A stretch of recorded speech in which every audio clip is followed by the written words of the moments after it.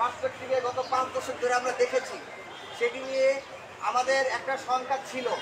এখনও সেই সংখ্যাটা একেবারে আমরা উড়িয়ে দিচ্ছি না। সংখ্যাটার কারণ হচ্ছে আমরা যখন দেখি বিশ্ববিদ্যালয় যখন নির্বাচনের উদ্যোগ নেয় এবং সেই নির্বাচনে একটি নির্দিষ্ট দলের অংশগ্রহণের সুযোগ করে দেওয়ার জন্য মনোনয়ন ফরম তোলার ডেট একদিন বৃদ্ধি করা হয়। তারপরে তারা যখন পাঠকক্ষে যে পড়াশোনার বিঘ্ন ঘটিয়ে প্রচারণা চালায়, কোনো ব্যবস্থা গ্রহণ করা হয় না। বারবার আচরণবিধি লঙ্ঘন করার পরে কোনো ব্যবস্থা গ্রহণ করা হয় না। রঙিন লিফলেট যেটি ছাপানো আচরণবিধি সুস্পষ্ট লঙ্ঘন, সেটি ছাপানো সত্ত্বেও বিশ্ববিদ্যালয় প্রশাসন এটা শোকজ পর্যন্ত করে না। যেখানে রাতের পর রাত আপনারা দেখেছেন, প্রত্যেকটা সাংবাদিক বন্ধুবান সাক্ষী যে ক্যাম্পাসের বাইরে বিভিন্ন একটা নির্দিষ্ট জায়গায় শিক্ষার্থীদেরকে নিয়ে যে সেখানে অনেক টাকা পয়সা ছিটিয়ে শিক্ষার্থীদের ভোট নেওয়ার একটা যে পায়তারা বা টাকা পয়সা খরচ করে খাওয়ায় দাওয়ায় ভোট চাওয়া, যেটি আচরণবিধির সুস্পষ্ট লঙ্ঘন, যেটি বারবার নিউজ মাধ্যমে উঠে আসা সত্ত্বেও সেটি নিয়ে কিন্তু বিশ্ববিদ্যালয় প্রশাসন এখন পর্যন্ত কোনো পদক্ষেপ গ্রহণ করেনি।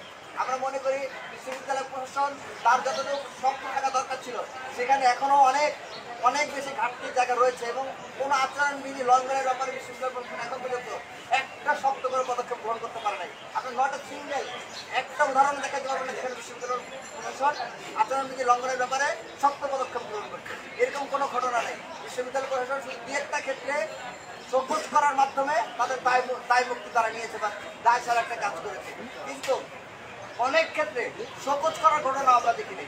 সেই জায়গা থেকে ইলেকশন ইঞ্জিনিয়ারিংয়ের যে আশঙ্কা সেটা থেকে যায়। আমরা এটা অবজার্ভ করছি, পরিস্থিতি আমরা দেখছি এবং সময় সাপেক্ষে যদি পরিস্থিতি অবনতির দিকে যায় আমরা জানাবো। বিশ্ববিদ্যালয় প্রশাসন যে গণনা পদ্ধতি এলইডি স্ক্রিনের মাধ্যমে দেখানোর সিদ্ধান্ত নিয়েছে, তাদের এই সিদ্ধান্তটাকে আমরা ইতিবাচকভাবে দেখছি এবং সাধুবাদ জানাচ্ছি। আর দ্বিতীয় যে গুরুত্বপূর্ণ বিষয় সেটি হচ্ছে আমরা কিছুক্ষণ ধরে দেখতে পাচ্ছি বিশেষ করে গত থেকে রাতের পর থেকেই সাইবারে বিভিন্ন ধরনের অ্যাটাক শুরু হয়েছে এবং বুলিংয়ের চেষ্টা শুরু হয়েছে এবং সম্মিলিতভাবে গত কয়েকদিন তো বুলিং হয়েছে, কিন্তু সেটি একটা মাত্রায় ছিল। এখন একেবারে সম্মিলিতভাবে সবাই কে কার চরিত্র হনন করতে পারে, কীভাবে চরিত্র হনন করতে পারে, সেই ধরনের বিভিন্ন প্রোপাগান্ডা চালিয়ে যাচ্ছে, প্রোপাগান্ডা ছড়াচ্ছে এবং প্রোপাগান্ডা ছড়ানোর মাধ্যমে শিক্ষার্থীদেরকে বিভ্রান্ত করার চেষ্টা করছে। কিন্তু বিশ্ববিদ্যালয় প্রশাসন এখন পর্যন্ত সে বিষয়ে কোনো শ্রেষ্ঠ পদক্ষেপ গ্রহণ করতে পারে নাই। এমনকি আমরা দেখতে পেয়েছি যে কারো আইডি ডাউন করে দেওয়া হয়েছে এবং আবার আমরা এমনটাও শুনতে পাচ্ছি, চাওয়ার খবর শুনতে পাচ্ছি যে কেউ নিজের আইডি ডিএক্টিভেট করেও নাকি হচ্ছে এই ধরনের মানে রিভার্ট করার চেষ্টা করছে। এই ধরনের কথা আমরা শুনতে পাচ্ছি, আমরা সত্য মিথ্যা জানি না, অনেকে অনেক রকম ব্যাখ্যা করার চেষ্টা করছেন, কিন্তু সাইবার অ্যাটাক হচ্ছে এটা তো সত্য। এবং বেশ কিছু জায়গা থেকে আমরা তথ্য পাচ্ছি যে বিশেষ হিন্দু সংগঠন ছাত্রলীগ, আওয়ামী লীগ এবং তারা তাদের একটা অংশ অভ্যুত্থানের শক্তির মধ্যে বিভেদ সৃষ্টি করার জন্য বিভিন্ন ধরনের পদক্ষেপ চালিয়ে যাচ্ছে এবং বিভিন্ন ধরনের প্রমাণাটা চালাচ্ছে একে অপরের বিরুদ্ধে লেলিয়ে দেওয়ার একটা মানসিকতা আমরা দেখতে পাচ্ছি।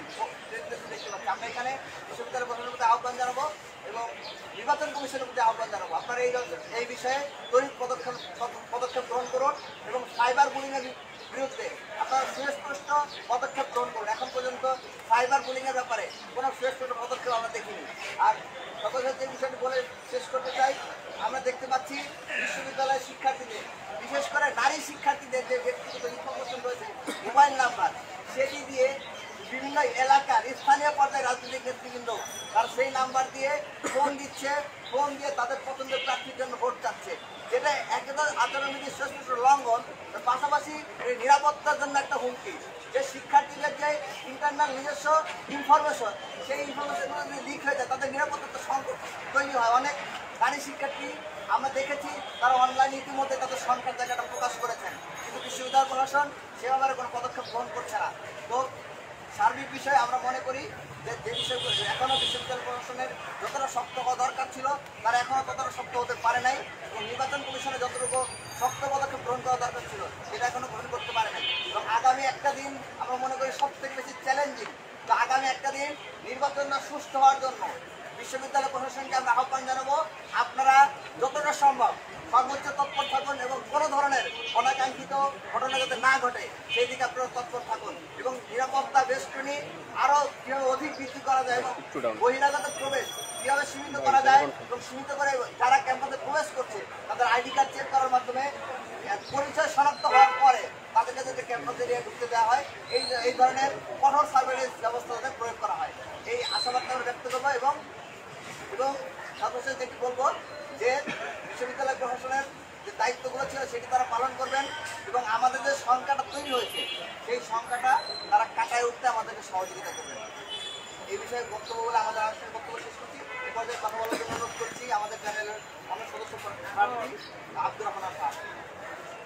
প্রিয় সাংবাদিক বন্ধুগণ, আমি আব্দুর রহমান আল ফাহাদ আগামীকালকে হতে যাওয়া ডাকসু নির্বাচনে আমি কেন্দ্রীয় সদস্য পদে প্রতিদ্বন্দ্বিতা করছি। আমরা আসলে যেটি বলতে চাই, আজকে খুব দুঃখ লাগছে, নির্বাচনটা হোক, এই